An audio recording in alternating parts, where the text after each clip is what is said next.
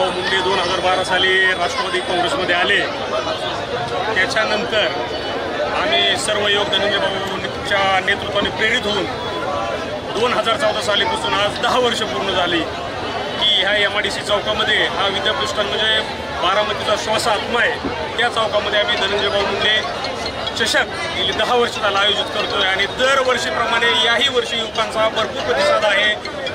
भरपूर महिला या ठिकाणी दरवर्षी मोठ्या प्रमाणात कार्यक्रम पाहण्यासाठी कोण उपस्थित होते मंचावरती प्रमुख म्हणून? आता परळी बाजार समितीचे संचालक माणिकभाऊ फड, राष्ट्रवादीचे आमचे युवा नेते, आमचे मार्गदर्शक जयदादा पवार, तसेच बारामती तालुक्यातील राष्ट्रवादीचे सर्व पदाधिकारी या ठिकाणी धनंजय भाऊ मुंडे चषकासाठी दरवर्षीप्रमाणे याही वर्षी उपस्थित होते। धन्यवाद। माणिकभाऊ फड पण आपल्यासोबत आहेत। परळी आणि बारामतीचं नातं जे आहे ते अतूट राहिलेलं आहे, ते आज आवर्जून उपस्थित आहेत। मोठ्या उत्साहामध्ये आहे ते साजरी झाली दहीहंडी। काय प्रतिक्रिया आहेत? चेहऱ्यावरती आनंद तेवढाच पाहायला मिळतो।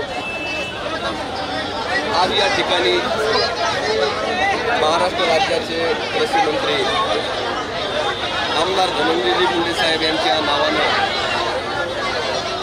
अंधारवाडी युवा फेस्टिवल या नावानं अखंड 10 वर्षापासून या ठिकाणी वंजारी समाजात जे 4 दोन्हीचं गाव आहे सगळ्या समाजासमोर मनमिलन करून अजितदादा पवार साहेब असतील, शरद पवार साहेब, अजितदादा एकत्र असले त्यावेळेसपासून दहीहंडी साजरी। या दहीहंडीला धनंजयजी मुंडे साहेबांनी विरोधी पक्ष नेते असताना या ठिकाणी हजेरी लावली होती। आज धनंजय मुंडे साहेब या दहीहंडीला आवर्जून येणार होते, पण परळीमध्ये कृषी महोत्सव 8 दिवस चालू आहे। आपण पाहिलं राज्याचे मुख्यमंत्री असतील, 2 उपमुख्यमंत्री असतील आणि सेंट्रलचे ॲग्रिकल्चर मिनिस्टर शिवराज साहेब चव्हाण असतील, आपण त्या ठिकाणी आलेले पाहिले होते। आणि आज अजितदादा पवार साहेब परळीत असल्यामुळे मुक्कामी या ठिकाणी धनंजय मुंडे साहेब उपस्थित राहू शकले नाहीत। त्यांनी त्यांचं प्रतिनिधी म्हणून मला या ठिकाणी एवढ्या छोट्या कार्यकर्त्याला पाठवलं आणि या एवढ्या मोठ्या दहीहंडीचं बक्षीस वितरण माझ्यासारख्या कार्यकर्त्याच्या हातानं साहेबांच्या आशीर्वादामुळे झालं।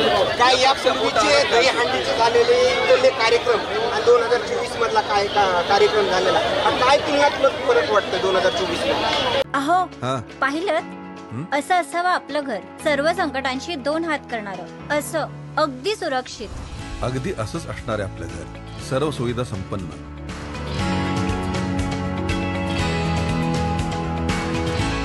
सगळं होईल एकदम बेस्ट जर पत्ता असेल रिव्हरनेस्ट।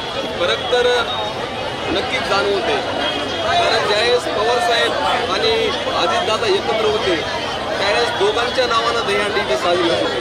पण आज एकंदरीत परिस्थिती पाहिली तर फक्त अजितदादा पवार, जयदादा पवार याच युवा नेत्यांच्या मार्गदर्शनाखाली या ठिकाणी दहीहंडी साजरी होती। मला शरद पवार साहेब, रोहित दादाची दहीहंडी या ठिकाणी मी सगळ्या बारामतीमध्ये फिरतो, मला त्यांची दहीहंडी काही दिसली नाही, पण दादांनी अखंड हा महोत्सव साजरा केला आहे। युवकांच्या पाठीमागं कसं खंबीरपणे उभं टाकायचं असतंय हे आदरणीय दादांनीकडून आणि धनंजय मुंडे साहेबांकडून या ठिकाणी महाराष्ट्राने शिकायला पाहिजे।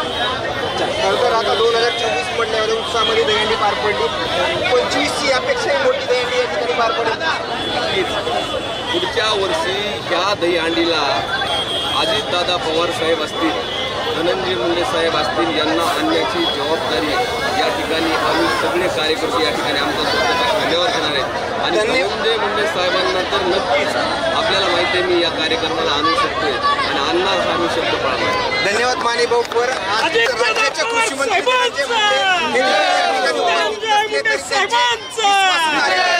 बारामतीमध्ये माणिकभाऊ फड या ठिकाणी आल्याचं चित्र पाहायला मिळतंय।